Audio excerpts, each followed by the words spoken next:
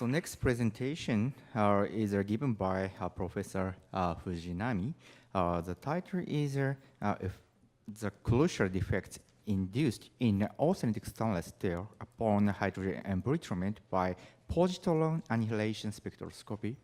So please start. Thank you. I'd like to talk about the crucial defect induced in austenitic stainless steel upon hydrogen embrittlement by positron annihilation spectroscopy. So this is the outline of my talk, and I would like to introduce formation of vacancy cluster induced in the hydrogen charged stainless steel by positron annihilation spectroscopy. And I propose some issues in the determination of the crucial defect in hydrogen embrittlement. So positron technique applied to the 316L strain at various temperature, and I would like to discuss the relation between hydrogen embrittlement and defect behavior.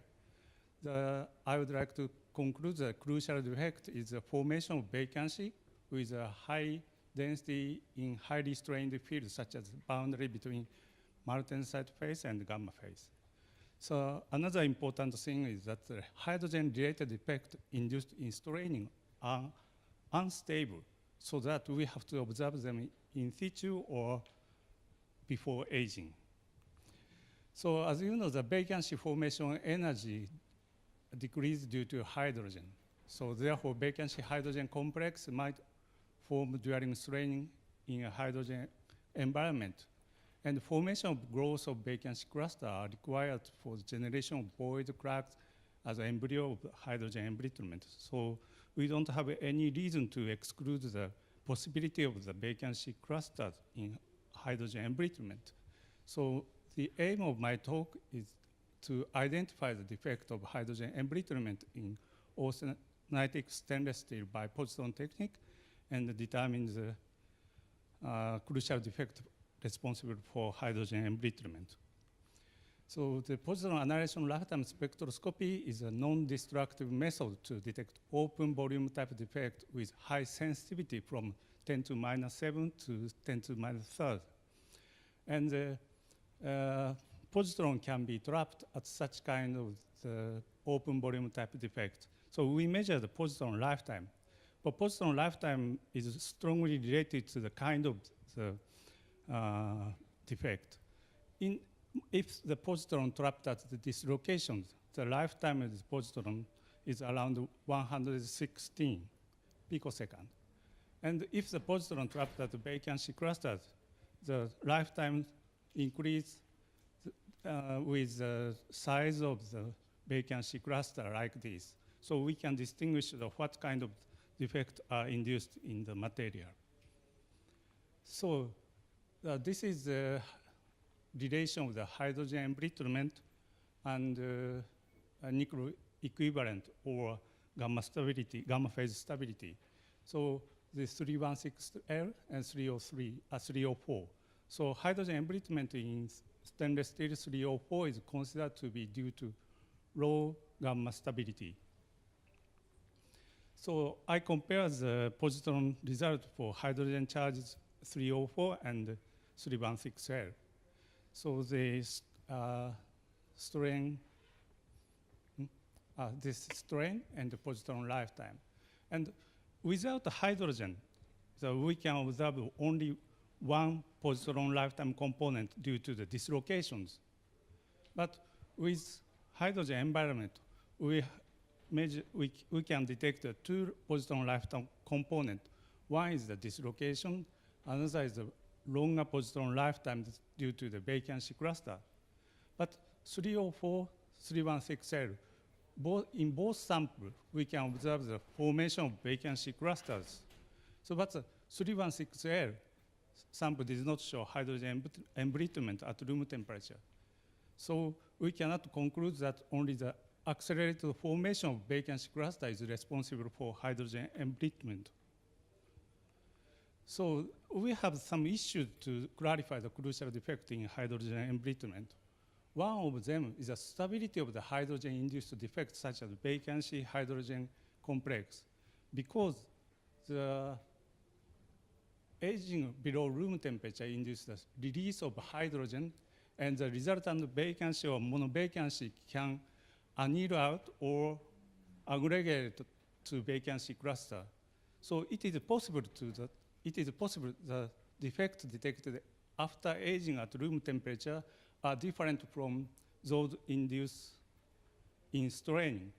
The solution to identify the crucial defect in hydrogen embrittlement is to freeze the defect induced by deformation. So positron technique applied to the measurement of the defect below the straining temperature. And I compare the defect formed in the stainless steel 316L sample strained at various temperature. So as you know, this is a very nice figures. The hydrogen embrittlement dependence deformation temperature in 316L. This is curve. So the hydrogen susceptibility shows maximum around 200 Kelvin. So room temperature below 100 Kelvin, no hydrogen embrittlement in 316L. This phenomenon was often explained by the trade-off between hydrogen diffusion and the stability of gamma phase. However, the crucial defect in hydrogen embrittlement has been still unclarified. So this is the chemical composition of 316L used. So the hydrogen gas charge carry out these conditions, and the hydrogen concentration is estimated to be 90 ppm. And tensile stress tests were carried out at various temperatures. So the fractured sample were quenched into liquid nitrogen to freeze the defect, and positron technique were carried out at various temperatures. So this is the relation of the fraction of induced Martensite phase and the straining temperature. You can see that this is very familiar for you. So hydrogen, open circle is the hydrogen-free environment, and the closed sample stands for the hydrogen sample, charged sample. So hydrogen did not influence the formation of the stress-induced Martensite phase, and formation of the stress-induced Martensite phase took place below minus 40 degrees Celsius. And from the observation of the fractured surface, we can distinguish the hydrogen embrittlement took place or not. And this is typical fractured surface. We can see such kind of the quasi-cleavage with 3 to 5% appearance.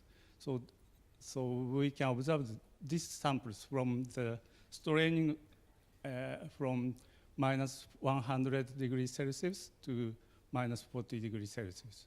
So we can conclude that hydrogen embrittlement took place from minus 100 degrees Celsius to minus 40 degrees Celsius.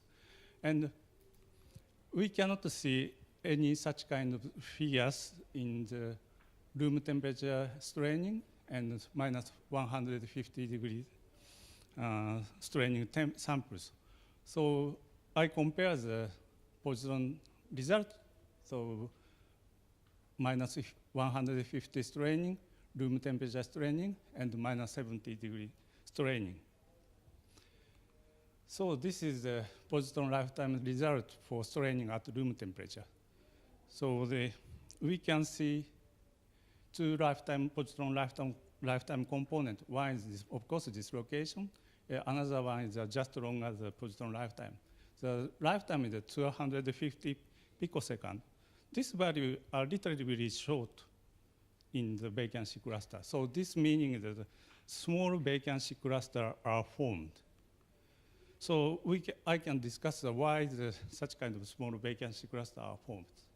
So smaller vacancy cluster formation means formed vacancy concentration not so high. So in this case, so room temperature straining induced non-stress induced Martensite phase. So vacancy are homogeneously formed by hydrogen in the straining. So the density of the vacancy becomes small. That is why we can observe the smaller vacancy cluster. And so, of course, growth of vacancy cluster is limited. So they do not become the voids and the cracks as the embryo of the quasi-cribs. So that is why this sample does not show hydrogen embrittlement. This is a positron result for straining at minus 150 degrees Celsius. You can see the minus 150 degrees Celsius. We can observe the very short positron lifetime. It corresponded to the monovacancy or divacancies.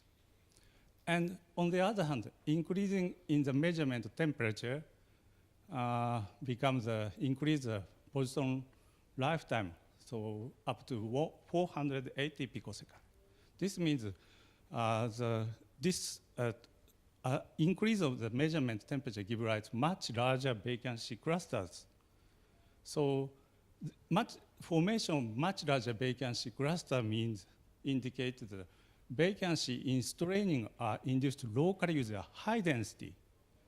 So at minus 150 degrees straining, so strain localization took place near the boundary of the martensite phase and gamma phase. That is leading to the formation of vacancy with a high density. But at low temperature, vacancy cannot be mobile.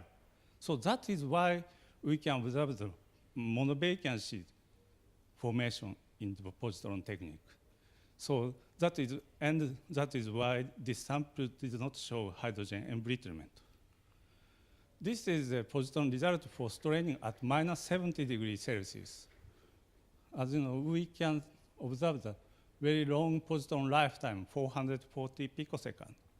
So relatively longer lifetime indicating formation of the larger vacancy cluster compared with formed at room temperature and minus 150 degrees centigrade. So similarly, straining at minus 150 degrees Celsius, strain localization took place near the boundary of the martensite phase and gamma phase at low temperature, leading a formation of the vacancy with a high density. And minus 70 degrees Celsius, vacancy can diffuse and agglomerate to form the larger vacancy cluster. So further vacancy can diffuse and agglomerate during the strain, leading to a growth and cracks and voids as embryos of the quasi-cribs. So that is why this sample shows the hydrogen embrittlement. So anyway, the positron technique clearly shows the difference in the defect induced in 316L stainless steel. So I would like to propose two kinds of the crucial factor for hydrogen embrittlement in austenitic stainless steel. One is the formation of vacancy. But vacancy are induced by straining in hydrogen environment, which is independent on the straining temperature. Another important thing is the growth to larger vacancy cluster from vacancies. We have two conditions. One is the strain localization. In 316L, straining at less than minus 40 degrees Celsius is needed to form the locally formation of vacancy with a high density in highly strained field. Another is the vacancy, diffusion of vacancy to migrate to form the larger vacancy. More than minus 100 degrees Celsius is needed for 316L samples. And finally, I would like to emphasize the most important thing is that the hydrogen-related defects induced in straining are unstable, so that we have to observe them in situ or before aging. Thank you very much.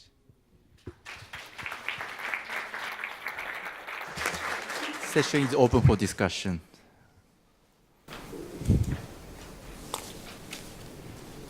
I'd like to mention a very nice word, but let's assume that instead of low temperature, we use the same for high temperature. For example, you know the ambient temperature.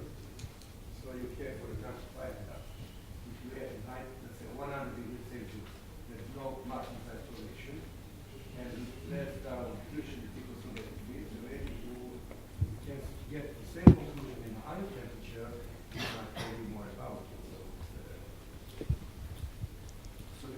means Yeah. that what I'm trying to say is that the role of formation of second phases should be connected to those experiments, because otherwise it's really little bit difficult to compare. Yeah, so you mean, oh, I can understand what your question. What your question? My question is, Yeah. have you done any experiments also for high temperature, not only low temperature? Have you done this? Yeah, yes. So I measured every various Say temperature. 200 degrees Celsius, what would happen? Yes, same thing that happens. But in case for 200 degrees Celsius, let's say there is no martensite formation. Uh-huh. At low temperature, there is martensite formation. The consequence should be a little bit different, you know? I'm sorry, I'm not sure how Maybe different. we can Yeah. Let's thank speaker. Yeah.